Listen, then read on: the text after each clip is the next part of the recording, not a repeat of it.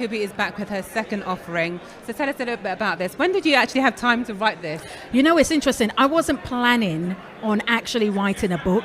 Okay. You know, during the pandemic, obviously I run an agency. For your Yeah. listeners that don't know, I run a brand marketing agency. We're 11 strong in terms of our team, plus international freelancers. Yes. You know, we work with clients like Aston Martin is a current client with us, Barclays, TikTok, they're all current clients. Right. So I had no intention whatsoever. You're busy. You're already busy. Actually doing a book. Yeah. But as I was writing in my journal around what was going on during the pandemic and what I was getting as feedback on social media or listening to people who I were mentoring, so many people felt that this crisis was, you know, literally the death of them. Yeah. And because I've been doing brand marketing for 25 years, this Yes. is now my 25th year. 25th. She looks about 25. I love you. I'll pay you later, sis, honest. You know what I mean, underhand. What I recognized is that there have been so many moments in my career that have been so-called crisis moments that have actually been the catalyst to my success. Yes. You know, people see on my portfolio, oh, you worked with Diddy. But what they don't know is I arrived the day before 9/11 and I Yes. saw the second tower hit. Crisis. Right? So many people are like, oh my God, what you did with Mariah Carey was amazing. Yeah. But that happened during the 2008 financial crisis. Right. So I wanted to really just birth a book that looked at the psychology of success. What does it take to stay focused? Absolutely. What does it take when it looks like the world is punching you up Yes. and everything is not working Yes. to keep going? Yes. That's number one. Number two, what are the marketing frameworks that we need that are working now? Not what we did 10 years ago because they're dead. Yes. Because Yeah. it makes a fantastic story, as you said, and you've been able to coin your brand new book about crisis, about Absolutely. pain, about. So, can you tell us a little bit about the book? Or Yeah. I know we need to buy the book. Yeah, We need to buy absolutely. the book Please for do sure. buy the book. Goodbye. But Tell us a little bit about so it. the book really just takes key moments in either my career Yeah. or in brands that I've worked with to analyze how has the so-called crisis been a catalyst for success. Right. So as an example, Lego, they were down by 750 million in debt. And they had a new CEO that came on. Yeah. And because they consolidated what they were doing, they didn't diversify. They went from 9,000 Lego products to less than 7,000 Lego products. Wow. Because they diversified their distribution, but consolidated their product offering, they were able to get back into the profits. Right. Right. Right. And so some of the things that I talk about is let's look at some of the brands that are out there. Let's look at what I've done in my own career when those crisis moments have hit, and how can you adapt that for your own business? What's your story? What's your crisis? What's your pain? Absolutely. And how do you, most importantly, beyond what's your pain, how do you use your pain to propel your brand? And to make profit. Turn your Amen. pain into profit. Amen. Amen. Yeah. There's a chapter where I talk about your story can be sold. Right. And everybody has a vision board, particularly in January. Yes. All these Yeah. vision board parties. Yeah. And I'm like, okay, cool. But what is the cost of your vision? You say you want a Bentley. Okay, well, how much does it cost to drive a Yes. Bentley? Right? You say that you want a 7-bedroom house. What is the cost of your vision? And then let's work backwards from your exit strategy to where you are now. Yes. In order to help you get there.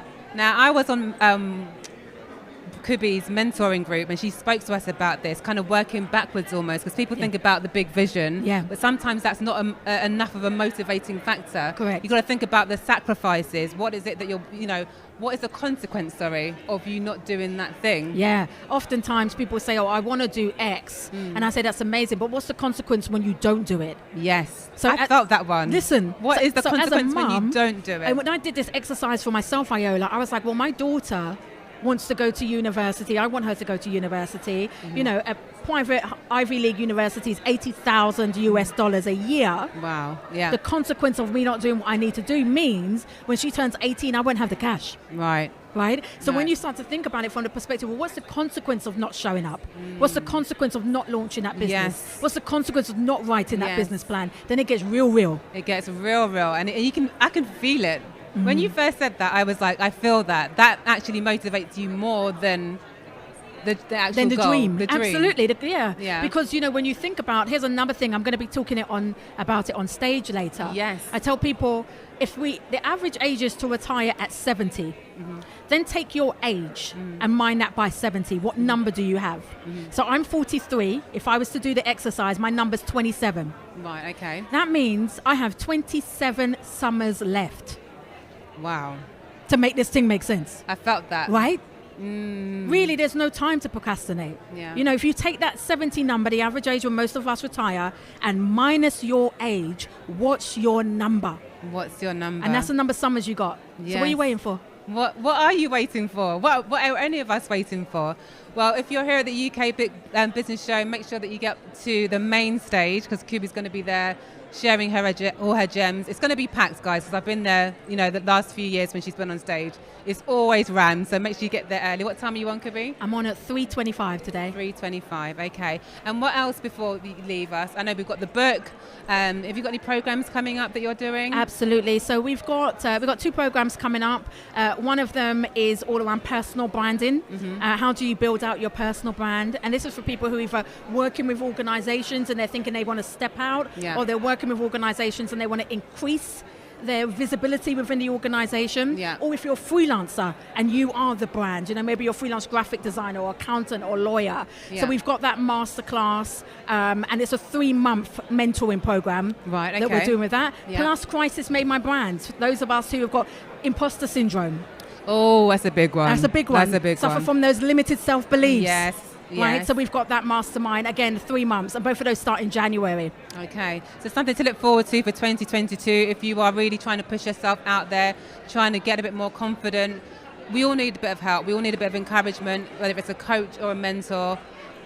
It doesn't get much better than Miss Kubi Springer. Thank you so much. Please check her out on the socials. Just straight your name, is it right? Yeah, or go to @SheBuildsBrands on all the socials, plus shebuildsbrands.com. Okay, fantastic. One penultimate question.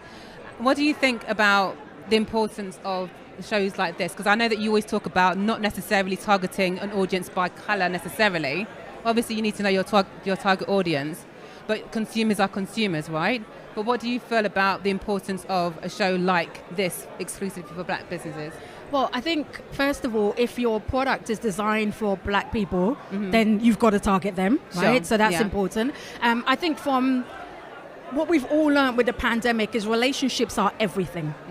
So your relationship marketing strategy needs to be on point. Yes. And that's what things like this do. You know, the amount of people that I have bumped into, yourself included, it's important to keep those relationships intact. You never know who's going to open the next door for you. You never know who's inside of an organization that can be speaking about you and recommending you. So I think, you know, people underestimate the power of relationship marketing. They underestimate the power of networking. Yes. And some people don't even like doing it. So I think these shows are good for that. Yeah. I think these shows are also good in terms of the exhibitors as product testing. Being able to see what's the feedback when people are touching and feeling your product.